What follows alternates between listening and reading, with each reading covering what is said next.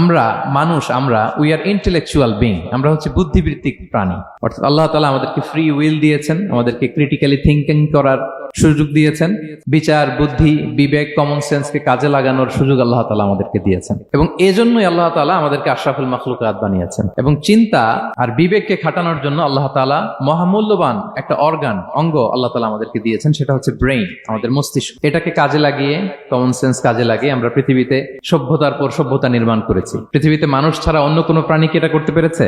এবং আপনি শুনলে অবাক হবেন, আমাদের এই যে ছোট্ট ব্রেইনটা, খুব বেশি না কিন্তু ওজন, একটা প্রাপ্তবয়স্ক মানুষের human brain on an average 3 pounds, মানে 1.5 কেজি। এই 1.5 কেজি ওজনের ব্রেইন দিয়ে আমরা পৃথিবীতে এই সভ্যতাগুলো বিনির্মাণ করেছি। আমাদের এই ব্রেইনের মেমোরি ক্যাপাসিটি, মেমোরি স্টোরেজ অনেক বেশি। বিজ্ঞানীরা গবেষণা করে ওনারা জানিয়েছেন যে আমাদের হিউম্যান ব্রেইনের মেমোরি হচ্ছে 2.5 পেটাবাইটস। আপনারা মেগাবাইটের নাম শুনেছেন, গিগাবাইটের নাম শুনেছেন, পেটাবাইট হয়তো অনেকে শুনেন না। পেটাবাইট আরো অনেক বেশি, অনেক বড়। তো 1 পেটাবাইটে হয় 1 মিলিয়ন গিগাবাইট। তার মানে আমার আর আপনার যে হিউম্যান ব্রেইন, এই ব্রেইনের ক্যাপাসিটি হচ্ছে 25 লক্ষ গিগাবাইট। সুবহানাল্লাহ, এত আসতে।